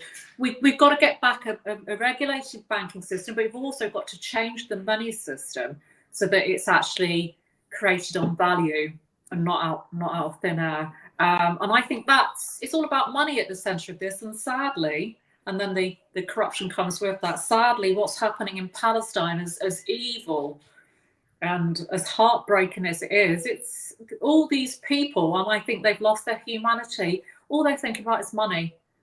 And who do they curry favour with? These politicians. Oh, we've got a deal here. We've got a contract here. I've got to pay off my friend here because they did this for me. And all this corruption that's about money. And they're bringing in a canal, aren't they, Debbie? Isn't that the central thing that seems to be at work there as well? There's a plan to build a new canal through Gaza that is all about huge money. And it seems that gas deals have been done even before with companies before the start of this conflict, which suggests it's been planned for, you know, a long time. Yeah, I heard that about the oil, which... It does make me wonder, though. Funnily enough, I was driving back in the car tonight before I did this live with you, and I was thinking about about the oil under Gaza. And I couldn't help thinking, is it just me? Now, they must have known there was oil under Gaza for a long time. I'm sorry, I don't accept they've just found out, because you think about the whole area of the globe, you know, the Mediterranean, it's like Cyprus. That's what Cyprus was all about, was oil. That whole area is oil rich. And I find it hard to believe that they haven't known for a long time that there's oil under Gaza. So it begs the question to me, why now? Why now make your move to do this, to further destabilize, you know, carry out your genocide, push the Palestinians out, which is obviously what it's all about, so they can move further and further with their plans to occupy further and further. But they're only targeting Hamas, though, aren't they? They're specifically targeting Hamas. That's why they flatten everything. You can see that they're definitely targeting only Hamas. I don't think they're targeting only Hamas. I think the plans are to go even further, aren't they? Yeah, that's what I'm saying. I'm taking the mickey. You know, I'm being sarcastic. He's talking about. He's on about that. They want about going further and further, aren't they? So I think it's absolutely. And it's like you said, it's about you know sort of the oil, linking it all up that way, and I just think it's how we put a stop to it. It always has to be the question, doesn't it? We always have to come back to how do we change all this? And I just think revolution. That's the only way. We need a worldwide revolution, Debbie. That's the only way, because the corrupt bastards everywhere, in every public office, in every country, that across the Arab world, they put dictators there, and then, I'm going to end up swearing. Them lot are good for nothing. They're just, you know, getting fatter and fatter and just enjoying fast cars and fast women. And You know, it's the whole system, all world leaders are corrupt. Every single world leader is corrupt. There's no, as soon as somebody steps up who shows that they've got empathy, they've got honesty, integrity, they're taken out, they're vilified, they're called an anti-Semite, or they're called this or that or whatever, or they get some allegations thrown at them and they're gone. Yeah. You know, like just take Jeremy Corbyn. You know, I mean, there's a lot of things I don't agree with, but he did speak up for Palestine, and look what they made him. Yeah, absolutely. It's one of the John reasons I Bercow, the supported Speaker him. of the House, who's good friends with Jeremy Corbyn, and who's a Jew himself, has said, he openly said, there's no way Jeremy Corbyn is anti-Semite. No, not at all. Far from it. Far from an anti-Semite. I've met Jeremy quite a few times, and because I used to be a Labour activist at that time. I was one of those people that wanted to see Jeremy elected. I see things differently now after the last 4 years because of lockdown, and I think he's been run on so much and very, actually, I think very misguided. Some people might say controlled. Maybe he is controlled. But on that issue, Junaid, you're absolutely right. He's always been with that issue for the Palestinian people. No way is he an anti-Semite. And we even said at the time, those of us that supported him, this is a run-up to something bigger, that they have to label anyone that stands up for Palestine as anti-Semitic with absolutely no basis. The amount of people that were expelled from the Labour Party, not me, because I'd already resigned at that point, but I know loads of people. And that was, to me, the build-up of censorship, the weaponisation of using that term anti-Semitic to try and stop this response that, to be honest, it hasn't stopped it though, has it? To try and stop this kind of response we're seeing to what's happening. So I am going back to the point earlier I just made. I am wondering how long this has been planned for. I mean, this second Nakba, this genocide that we're seeing, I'm wondering how long they've been planning it for, because strangely it all went quiet during lockdown, didn't it? And I kept saying to people, well, it's gone very quiet with Palestine. What's going on? So I think for those in the freedom movement that are still, if I may put this in a polite way, joining the dots, if you like, about why is it some of us like myself, like you, like Phil, I know Gareth Ike's been speaking up, are going on about Palestine. Oh, what's it got to do with us? It's sat there in the Middle East, or we've got our own, this is what people say to me, we've got our own issues to worry about. It is the same thing, and it's the same people behind it. It's the banks and the corporations that are doing this. The same people that want to bring in the 15-minute cities, the modern a modern digital concentration camp in this country, which is like Gaza. It's the same people. It's the same people that are doing the ULAs in London, the people behind Sadiq Khan, these figureheads, these puppets. It's the same people behind the banks that want us to go cashless, to control us. It's all the Great Reset, if you like. And what Israel is doing is Israel is a banking setup. It's been manipulated by the bank. It's the same thing. And I ask people in the freedom movement to just join the dots together and see it's all part of the same thing. And we have to be clever. And I know we've spoken about this, Junaid. We have to be clever about how we respond, and not to start hating on groups of people, not to start blaming and scapegoating Muslims or people that look Middle Eastern or any of that, which is what we saw after 9/11 was that, that response, which I think was planned personally. I think that was the planned response, was for that to happen. And stop blaming each other. We are the 99%. For God's sake, they should be scared of us. And I think they are scared of us. They're scared of us, and that's why they have to divide us. They have to make us hate each other rather than looking at them and seeing that it's them that are doing this. I agree. And I agree with what Junaid said. We need a revolution. And they are scared of us. Do you know what they're really scared of, though? And why they have to have conflict all the time? They are scared that people will awaken to their own power. And they're scared of peaceful non-compliance. That's what scares them the most. Yeah. What they want is conflict, because they can send in the riot police, they can send in the army, they can impose martial law. But what they're really scared of is that we awaken to our own power and we just say, no, we ain't taking this bullshit anymore. We're not doing it. We're not having it. And that's it. And you're gone and you're finished. And when enough of us do that, they are toast. And they're scared of that. When we get to that situation, Phil, where enough people wake up, we can confidently march down to Parliament and we'll drag them out by the scruff of their fucking necks.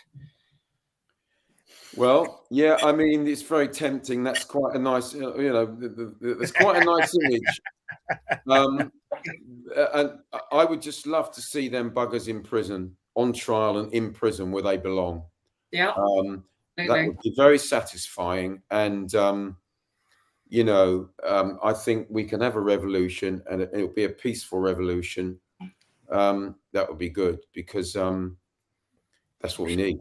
And I do think, is it just me? I do feel, in a strange way, and this is the awful thing about the world we live in, sometimes things have to go to an extreme. Look what happened during the lockdown. It was that extreme of our immediate rights being shut down where people had to come out and act. And I think in a strange kind of way, as much as it's absolutely horrific, it's reached this point after 75 years to see this horrific genocide going even further. But look at what's happened in response to that. I find it amazing that around the world, the amount of people I'm being told, the amount of young people that have never been aware of what's going on, and didn't even know about Palestine, probably hadn't even heard of it, that have looked into this because of this and have woken up. Millions of people, those protests all around the world, huge numbers. And I do feel like it's kind of tipped, something's tipped, and they are aware of that. Of course, they're going to make it out that. And no grassroots support going for Israel, right? But lots of grassroots support and awareness of Palestine now. But I don't think the PR job's doing too well on the Israeli side. They may have all the corrupt politicians and all the corrupt media, but they are losing this big time. And thing they've done now, I think, is a massive own goal from which they will never recover. Yeah, completely agree. They've gone too far, and I think I was going to say I was just going to say the strange thing about social media, as much as it's used to control us, the truth also creeps out. And I think the age in 2014, you talked about 2014. I think in the last, it's almost 10 years, isn't it? 9 years, 10 years. There's been such a move towards everything being documented on social media. TikTok's, as you said, TikTok's really good for that, isn't it? I've been quite surprised at how, the Palestine issues got through on TikTok.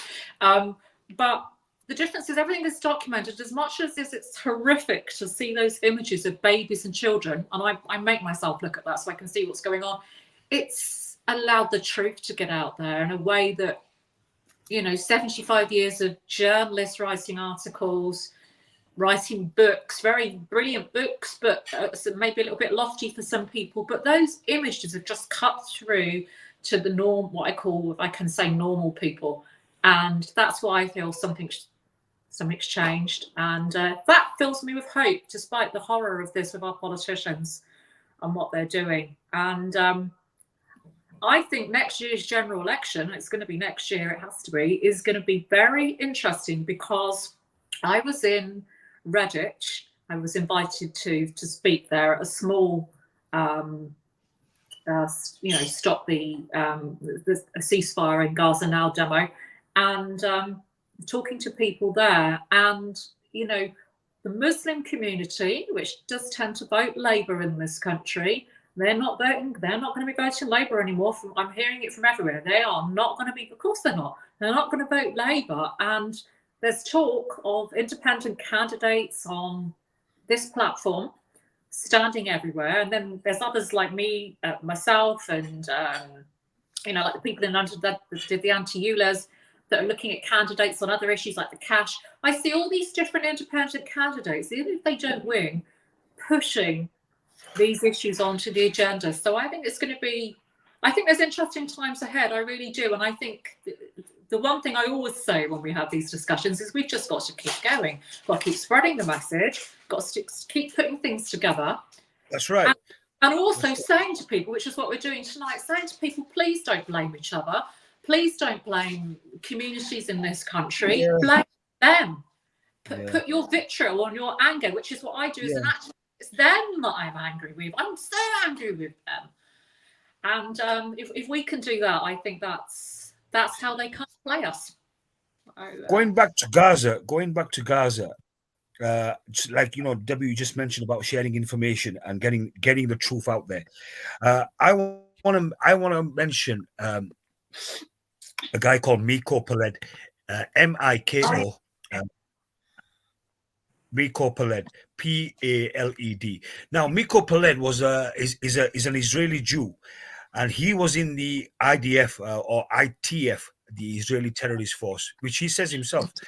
And he wrote a book called The General's Son, a former IDF soldier who's now a Palestinian activist.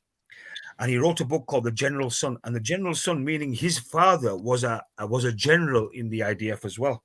So it was passed down the generations, and he wrote a book, and now he travels America especially as well, and he's on social media. He's on Instagram, TikTok, Facebook, everywhere. Miko Peled, please research him, and he tells you the facts about what the IDF are doing. And there's many other soldiers who have spoken out, and they are confessing to the crimes they committed against innocent Palestinian women, children, elderly, disabled, especially women and children. Have you noticed it's always women and children that they're picking on when they're going into their homes and isolating them and dragging them away? They can't fight with men, because these are all, and by the way, while we're on it, these are all Jews who have got dual citizenship. So they might be British Jews, American Jews, German, French, but they go to fight for the IDF in Israel.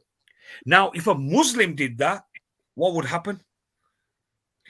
What would happen if a Muslim did that?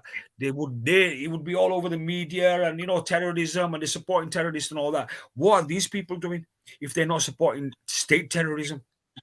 And they go in there to fight and to kill innocent, and kill and harm and oppress innocent Palestinian women and children, especially.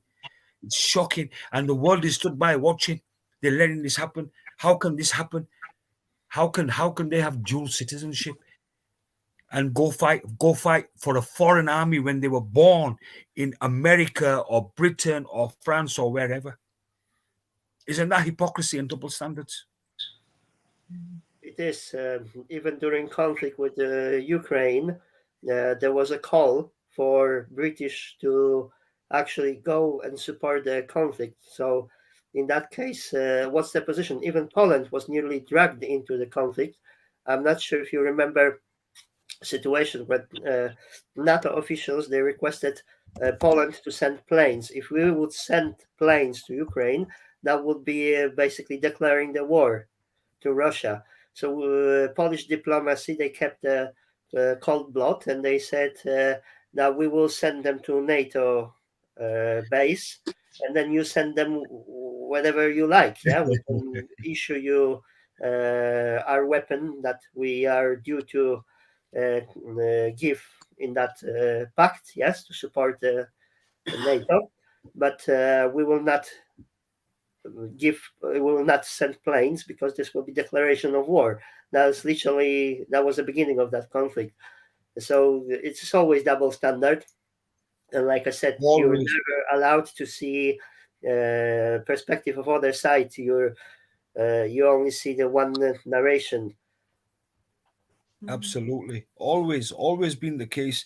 If I could take you back a little bit, guys, at the time when there was all that Charlie Hebdo stuff and all that going on, which was all a false flag, by the way. But anyway, when they were drawing cartoons of our Prophet, peace be upon him, Nabi Sallallahu Alaihi Wasallam, and they were making fun of Islam and burning the Quran and this and that. Have you Then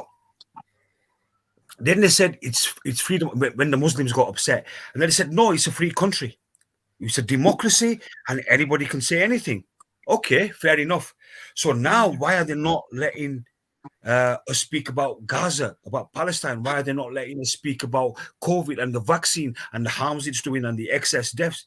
So it's only a free country and a democracy when it suits them. If you don't play by the rules, no, it's not a free country for you. Only if you. But that was exactly the same in the lockdown, though, wasn't it? You know, Yeah, exactly my point. Wanted to question the vaccines, wanted to question the lockdown, the attack on our rights, you know, coverage of the protests, as we know, which was non-existent. It was exactly the same. They only want to cover their agenda and their narrative. And we need to question that. And we also need to question something a bit more fundamental here, because we all say all the time, mainstream media's control, but who is it controlled by and why? We need to question that, and we need to look into, and this is something that is going to be controversial, but we need to start questioning who is funded by who and where is the money coming from. Now, GB News, for instance, who, you know, off the tail end of the lockdown became very popular for being so-called anti-establishment. Not that I ever thought they were that, because they, you know, quite a professional kind of outfit. But to give an example, they've taken, as all the media outlets have, a very pro-Israeli stance throughout this genocide since October the 7th. And they, if you look into it, somebody shared the link on one of my profile pages the other day. I wish I'd saved it so I could show you. But if you look into it, they're taking huge amounts of money from people that are aligned with the Israel Zionist project. As are employing Boris Johnson as well, aren't they? As well. Yes, Boris Johnson's got a slot on there now, hasn't he? It's ridiculous, isn't it? So, you know, anyway, none of it's a surprise to me, but anyway, what I'm trying to say is that we've always got to look behind, where is the money? They all say follow the money, don't they? And it's true, follow the money. Where is the money coming from? Because then that tells you who they're controlled by and what they're going to say and what they're going to do. And it also tells you they're not for us, the people. So that goes for GB News. It goes for, there are certain campaign groups that have aligned themselves with the anti-lockdown movement that are taking huge amounts of money from Zionist interests. We have to question. And also, I don't have any, I'm going to be very clear here, I don't have any evidence in front of me, but people are free to look, and I'm sure they may find something. That's my suspicion. But we also need to look into some of the leading voices that are Zionist or pro-Israel, and also have been, how can I put this, kicking up a bit of a divide the last month. So look into the likes of Tommy Robinson. Look, you know, if you follow these people, and you have done, we're not judging you, but what we're asking you is to, you know, follow the money, because there's always this big talk in the freedom movement about shills, and you've all got an obsession with that. But if you want to know who the shills are, that's what you should really be looking at, is, are they taking money from Zionist sources? So look into Tommy Robinson, look into, and I don't have any evidence either, but look into Katie Hopkins, look into people, Lawrence Fox, look into Lawrence Fox and his Reclaim Party, the Reform Party as well. Look into all of these. Where is the money coming from? And that's all you need to know. You don't need to get into personal stuff of running these people down. That doesn't help any of us. Like, I couldn't give two hoots about these people personally. That's what I'm concerned with. Phil and Junaid, is where is their money coming from? Because that it means they're not for us, the people, and we need to start questioning that about everything at the moment, don't we? Whether it's Disney films that our children are watching, or my children don't watch them, my son doesn't watch them, but Disney films, Hollywood films, whatever it is, you know, if they're taking a pro-Israeli stance, or they're taking a pro-lockdown stance, or pro-vaccine stance, it's all the same thing. Where's the money coming from? Yeah. Sexualizing our kids in schools. What kind of depravity is that? What kind of, you know, the sickness, that the level of sickness amongst these so-called politicians and corporate leaders and media world and all that? It's absolute sickness. This is Sodom. This is Sodom and Gomorrah. Well, it's another topic, isn't it? But it's related in the sense of, again, why is it corporations? You know, I'm trying to think. There was that thing recently. Did you see that about sweets? Very sexualized sweets on sale. Some big company behind it. But why is it corporations? Why is it when I go past Nationwide Bank that they've got? Now, don't get me wrong. I've got nothing against, you know, people that want to campaign for the LGBT cause, but to me, it goes into a whole different category when you've got banks putting it in their window. Now, why on earth would a bank want to put that in their window? We have to start asking questions about why banks and corporations are pushing political agendas or pushing so-called causes, because they, and we know this, everyone That's listening. actually a great point, Debbie, because this isn't grassroots movement. If you would look at origins of lesbian and gay movement, which was the grassroots, and now we got all of the sudden mass campaign by all the corporate bodies. Literally every business is now literally forced to display allegiance to campaign because of financial mechanism. We know about this ESG score, economical social score. So in order to obtain funds from financial institution, now you have to display certain behavior. And even in the famous interview, Larry Fink, CEO of BlackRock, he said that they will force behavior. So we've seen this, and again, people need to understand the power we've got. There's a point that Phil made. Ultimately, we people, we got the power. Just look, for instance, in southeast countries like Malaysia, they boycotted Starbucks, and literally business nearly now had to shut down overnight. That's the power of people. People need to understand when we stop playing this game, then they got no physical power. There's all this coercion, like those cameras, ULEZ. It was really nice to see actually ULEZ was a good thing in some sense. I mean, everything but eventually got silver lining in it, if that makes sense. Everything but is also impulse for something better to emerge. So lockdowns, all that tyranny, I didn't realize how this world goes around, like all these injustices, all these things going. Even I'm an economical migrant. I didn't realize as a young person straight after university that I'm being played as well.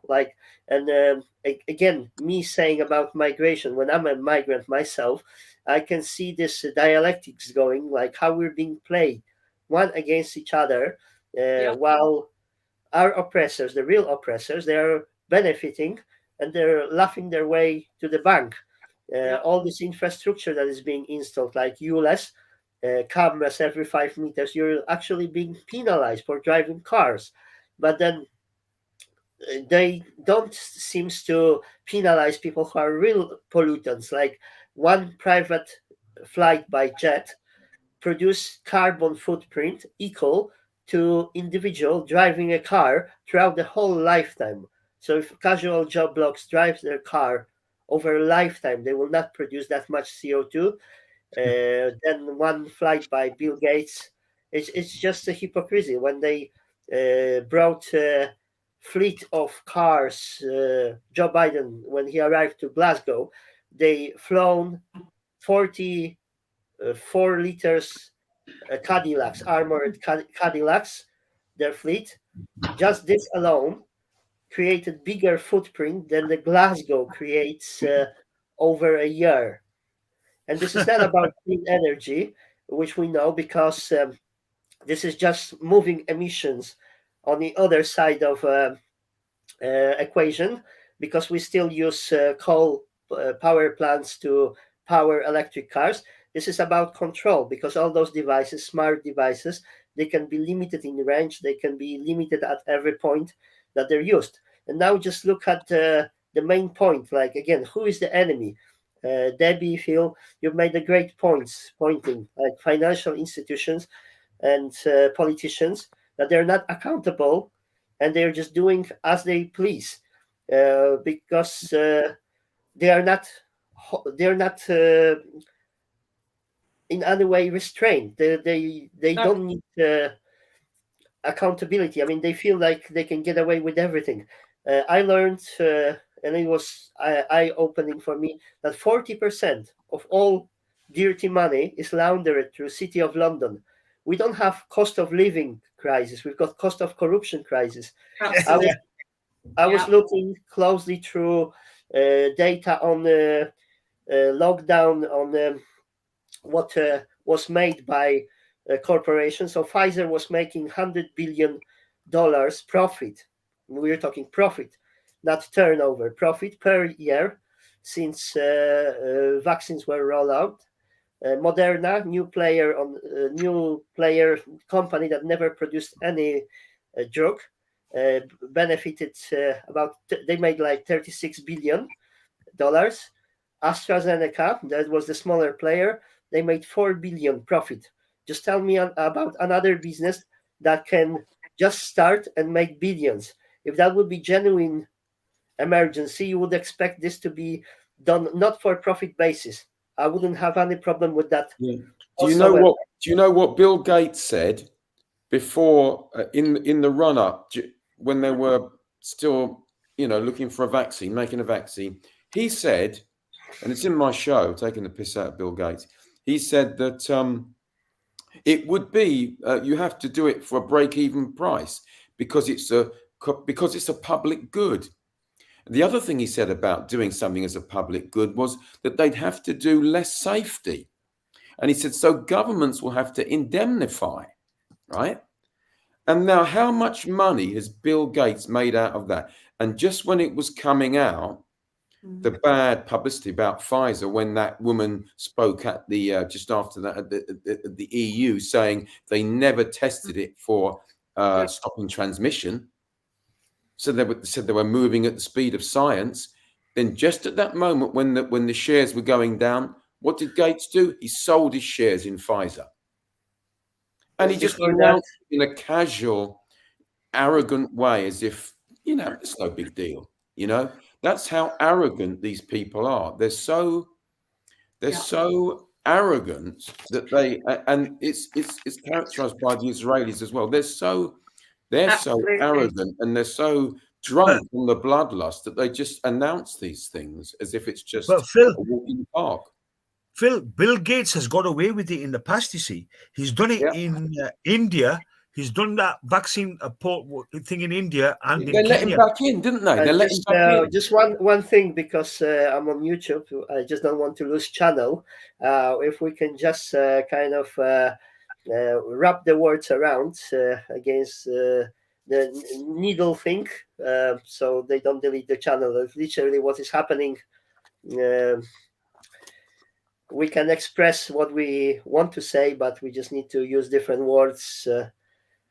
If you know what I mean. You mean like the Maxine, you mean? Maxine. Like Maxine, yes. So Maxine, for instance. Maxine. Such a lovely girl. We used to call it the device, didn't we? We can't say it's not safe and effective, and we can't say anything it's wonderfully safe and effective. I've never seen anything WHO guidance. We can't say anything against this because this can literally delete any video. Yeah. And Bill Gates is a lovely man, and he wears lovely jumpers. True philanthrop making $20 profit on $1 investment for every injectable. Can I say the word philanthropath? It's a new word, philanthropath. Philanthropath, yes. Yeah. It's kind of an extension of another word, which and could it's be closely connected with money laundering, I think, on their philanthropath mask. We can say. Oh, he's a psychopath that uses money and his status to get away with his. That's a very good definition of it. Yeah. Are we wrapping up soon anyway? Yes. Yeah, starving. So final thoughts, what can we do going forward?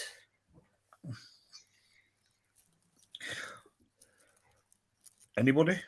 Shall I go first? How do we move forward? It's something I think about all the time in terms of all these issues. It's always on my mind. What do we do? How do we move forward? 2 points on that, and it has to be said, what is left of what we call the freedom movement community is terribly, terribly divided. I've been on the receiving end of that division lately with things I've been trying to do, and it's a real thorn in our side. It really is. It's not helping any of us. the division. So we've got to stop, we've got to stop the sort of personal nonsense between people. It has to stop. The other thing as well, and I've been saying this for quite some time, and I know I said it at that Time to Rise festival, Rad, that you filmed.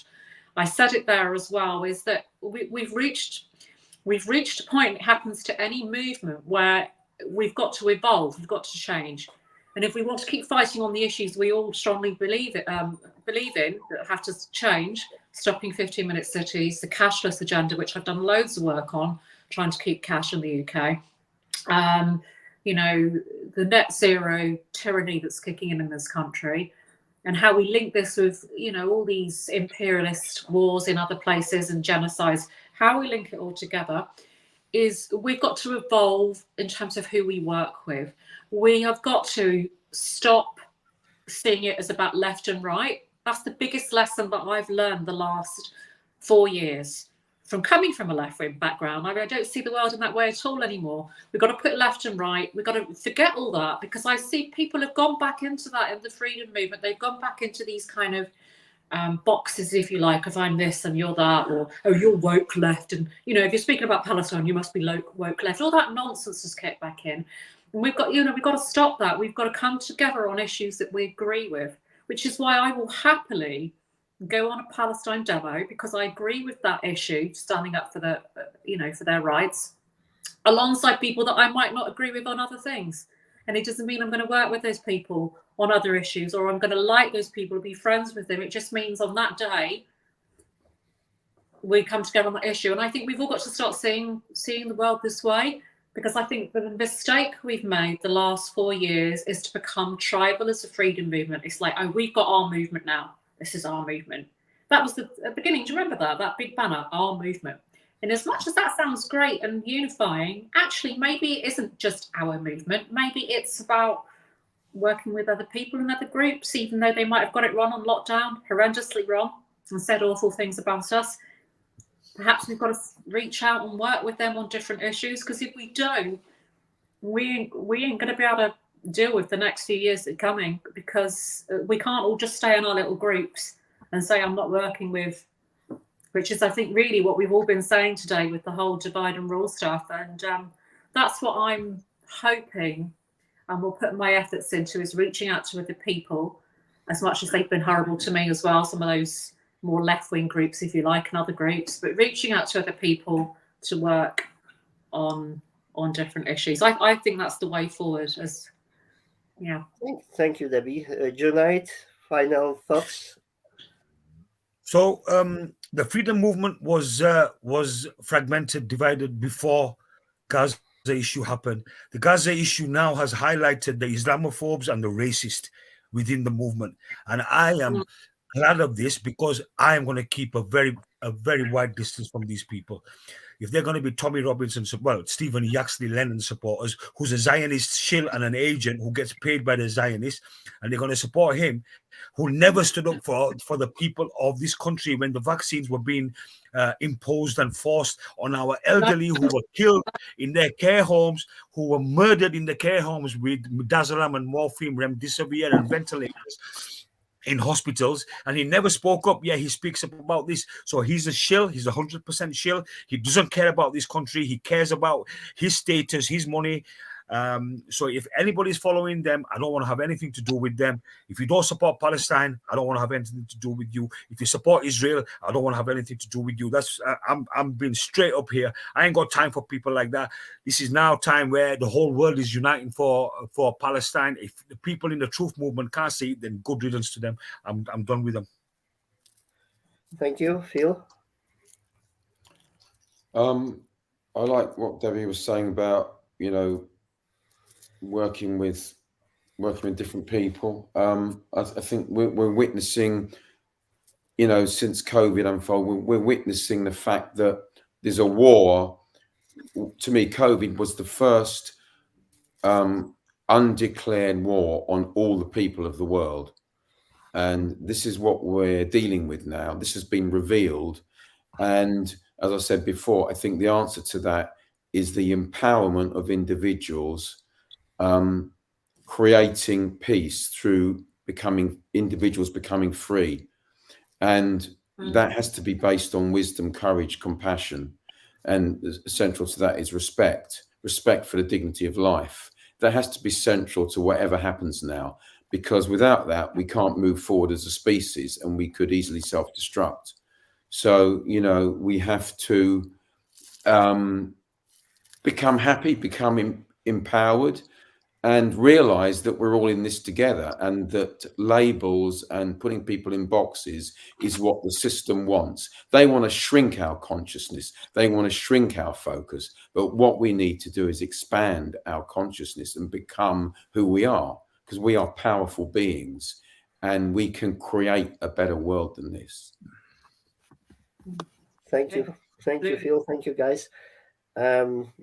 I can help facilitating discussions like this. We need independent media, and that's actually what is happening over social media.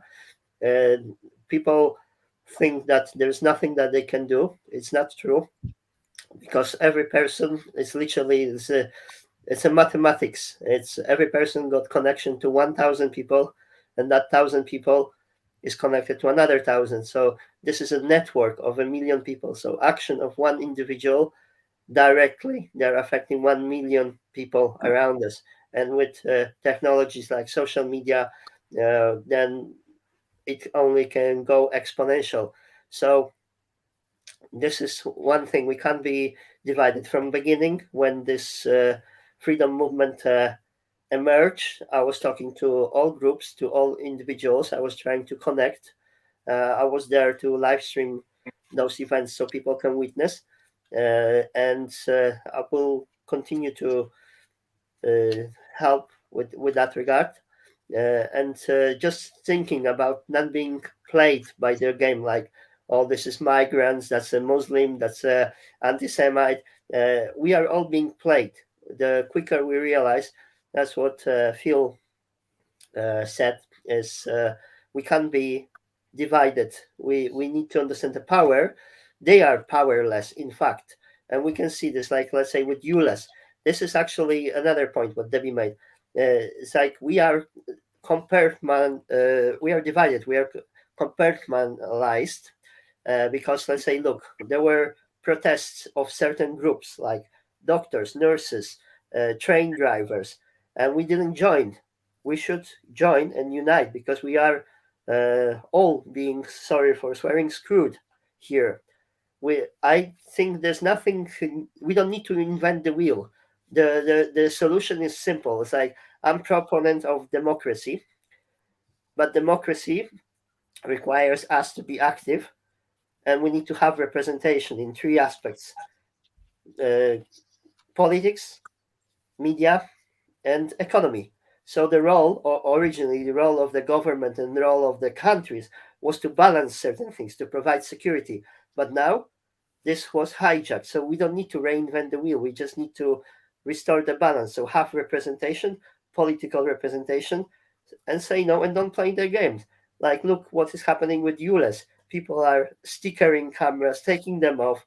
They're being dressed like normies, I would say, not activists, just casual people. They were squeezed to the point where they say no, enough is enough. And this will only continue, because with, let's say, instruments like CBDCs, all this camera, smart grid surveillance, they will just enforce more of oppression, more limitation. Why they're not controlling those 40% of all dirty money laundered through City of London? Why they're not collecting tax on it? Like, this is absurd. We are not signing up for funding wars, for having government that disempowered people. Like, they're literally creating, that's what I learned in UK, austerity measures.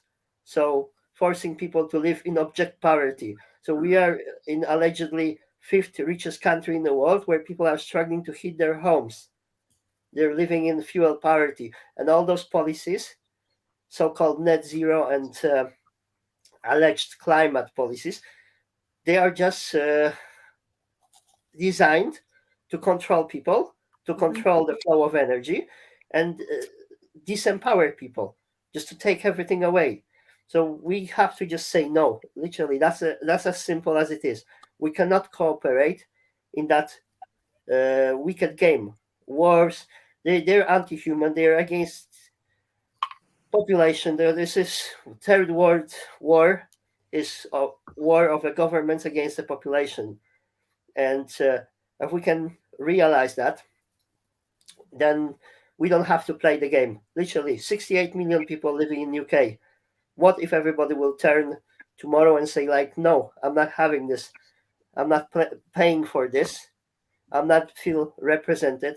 I can't get to the doctor. I can't heat my house. It's as simple as that. So I hope that we can get this to awareness of people, and more people are waking up to this. I was myself woken up in 2020. I didn't realize how this world goes around. So I hope that this will be outcome of this. One more thing I will say is that if people want to research what the Greater Israel Project is and the Oded Yinon plan, Oded Yinon, the Greater Israel Project, then you will understand, and you can link it back to the Protocols of the Elders of Zion. And the Protocols of the Elders of Zion link back to the population being under 2 billion, and that's where the vaccine program comes in. The Jib Jab program comes in. So it's all tied up, like you just said, Rad. But please research the Oded Yinon plan, the Greater Israel Project, and how they plan to take over all the land from the Nile to the Euphrates and everything in between. I was always kind of, in a sense, I was always kind of skeptical about the whole concept of so-called truther.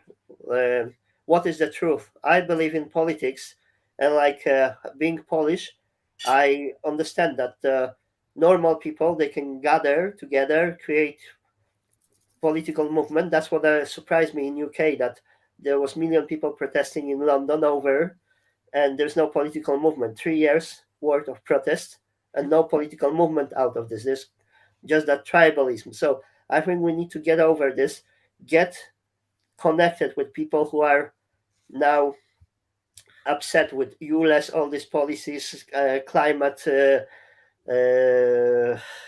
policies that are disempowering people. They are making everything expensive, and we just need to really reset the democracy. I don't see any other system that will work. So we already got this democracy, government regulated by constitution. It's already there. We don't have to reinvent the wheel. We just have to restore this to normality. That's what I'm thinking. Thank you. I completely agree. I think we've had that discussion before. Representative democracy, we just have to get it back to work properly. Yeah. Right. But it's been great discussion. We've been live for 2 hours, so for now we'll have to wrap up. Oh my word! Let's. You'll have to edit the video. Let's stay in touch. I can help to facilitate discussions like this. The more people will join, the more people will interact and share as well, the better. That's why. So that's what social media should be for. That we discuss things and we take action on them. It should be empowering for everybody. If we can do it, anybody can do it. We can't just have activists. We need to get to critical mass of people to make them realize that if they don't act, then dark scenarios will unfold. So I'm not pessimist. I think that we can come out of this better, and this is just a stimulant. This is just a happening that will awake more consciousness in people, mass consciousness, hopefully, and we can create better society. I mean, democracy is not ideal.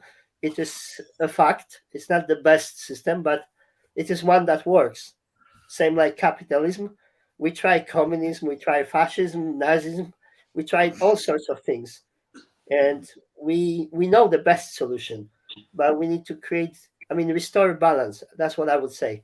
We can never please 100% of the people, but definitely tyranny, global tyranny, central control, CBDCs, climate terrorism and all that is not the way. Absolutely. Well, thank you, Rad. Thank you. Thank you very much. Yeah, a very interesting discussion. Thank you. Let's stay in touch. Thank you. I will finish this stream now. Thank you.